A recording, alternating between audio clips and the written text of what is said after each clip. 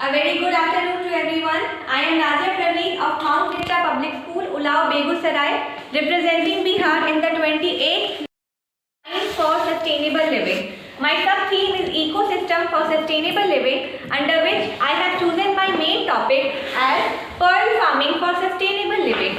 As you can see here, my first chart paper contains all the introduction of our project, containing the aims and objective of our project. Yes, aims and objective of our project. That means what is the main motive of our project?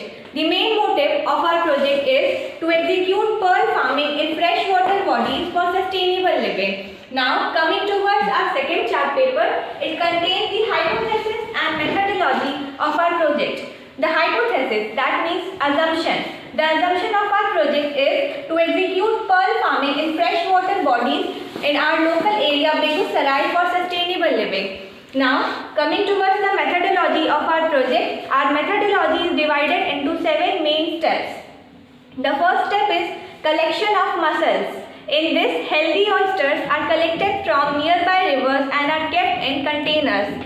The second step is pre-operative conditioning. In this, the healthy oysters are kept in containers under tap water in crowded condition. It helps in easy handling of oysters by loosening their mouth during the surgery.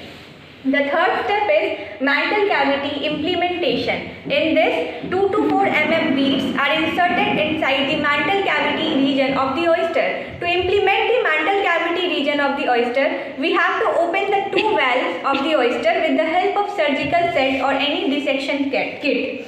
The fourth step is gonadal implantation. In this, preparation of nuclei should be done. Then firstly, a cut should be made at the gonad of the oyster. Then insert the nuclei inside the gonad of the oyster and push it a little inside and then close the membrane. One thing we should always remember that we should open the oysters from the opposite side of its mouth, otherwise it can give out the inserted nuclei.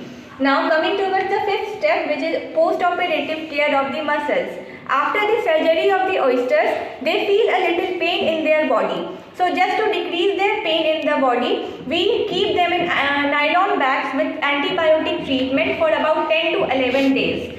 Then we should also supply them with natural feed and regulation of water should also be done.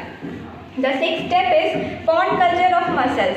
After the end of the treatment of the oysters, we can take out the oysters and then keep them in net bags. Usually 2 oysters per net bags, and then hang them with the help of pipes and bamboo in the pond in which we are going to do the pond culture. Now, coming towards the 7th and last step of our project, which is harvest of mussels and pearls. At the end of the culture period, we can harvest the pearls by taking the pearls out and then taking the pearls out from the mantle tissue of the oysters. Now coming towards the next topic, which is need of statements, which means what is the main, why we have selected our project. Sir, you can see we have harvested the pearl after 9 months and 3 pearls are formed. You can see this is the pearl. This is a cross design pearl. Then this is a pearl of shape Ganesh. Then this is the pearl of a cross sign. Now coming towards the next topic, which is need of statement. That means why we have selected this topic. The first point is our project is directly relatable to Vocal for the Local Abhiyan, as it encourages the value of local product. As we know that due to this pandemic, a lot of people lost their job and became jobless. So in this period, our Honorable Prime Minister Shri Narendra Modi organized a campaign known as Vocal for the Local, in which we have to encourage the value of local products in the market. And during this pearl farming also, we found a lot of things such as the pearls, handicrafts and the calcium powder, which if we sold them in market with a tag Vocal for the Local, then the price of these will encourage the economic growth of both the pearl farmer and our country India. Now the second point is it uplifts the economical growth, and the third point is pearl farming has a large impact on ecosystem and it helps the ecosystem to stay healthy. Now coming towards the third chart paper, it contains the data analysis and interpretation our project. It has a pie chart which shows the total oyster found in different local ponds. In Ramdiri, 5% oyster are found, in Dandari 45%, in Manjhol 10% and in Simaria 25%, in Chandpura 16%. Then the next table, it shows the total investment and profit of pearl farming in 9 months. So we took 12 oysters for our experiment which were easily available in pond. Now we constructed a pond construction of length 5 feet 41 inch, depth 35 inch and width 5 feet, which is constructed in Kidri 2 campus, Vishnu Chowk. Then we gave the natural feeding such as cow dung and groundnut powder mixed in water and duck excreta. We bought 1.5 kg groundnut for rupees 150. Then we bought 5 kg duck excreta for rupees 50. Then for the surgery of the oysters, we took dissection kit which was easily available in our science laboratory. Then we bought 15 nuclei for rupees 6. Then adding all the investment, we got rupees 290 as the total investment. Then out of 12 oysters, we found 3 pearls. And the cost of one pearl in market is rupees 400. So the 3 pearls will cost 1200. Now subtracting, we got rupees 910 as profit, total profit of our experiment.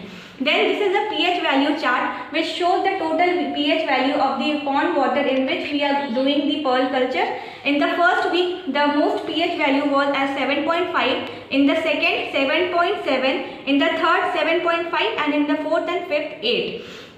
Now here are some survey photographs and maps which we surveyed to so many places to find about the depth knowledge on pearl farming. So we surveyed to Dandari, Chandpura, Ramdiri, Simaria and in Manjhol. We met Mr. Jai Shankar Singh who told us a lot of things about pearl farming, how we can do the pearl farming, what is the importance of pearl, how it is related to ecosystem, how oysters can purify water and how to do the surgery of the oysters. Then this is the map of Ulao Pond, Chandpura Pond and Dandari and also Mahila College, Vishnu Chowk. We now coming towards the fourth and last chart paper. It contains the result and conclusion of our project. At last, after experimenting a lot, we found out that pearl farming can be successfully executed in freshwater bodies even in Begusarai. Then regulation of water leads to a well-balanced pH level and ammonia content in water. As we know that the if ammonia content is there in water, then it can kill the oyster which is in our pond. After the surgery of oysters, we kept them in nylon bags with antibiotic tablets to decrease the pain of their body. Now coming towards the future plan of our project, which is to spread the awareness of our project pearl farming in our society for sustainable living. We also want to enhance the economic growth of the pearl farmer and our country India.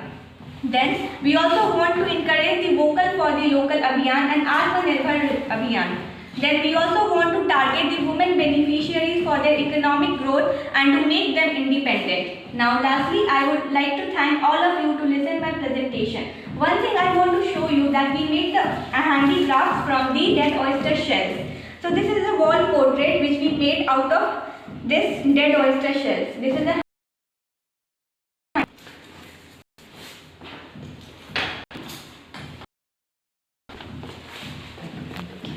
Now lastly, I thank all of you to listen my presentation. Thank you. If you want to ask any question. Yes, sir. Pearl formation, fresh water, so of course it's a very good idea.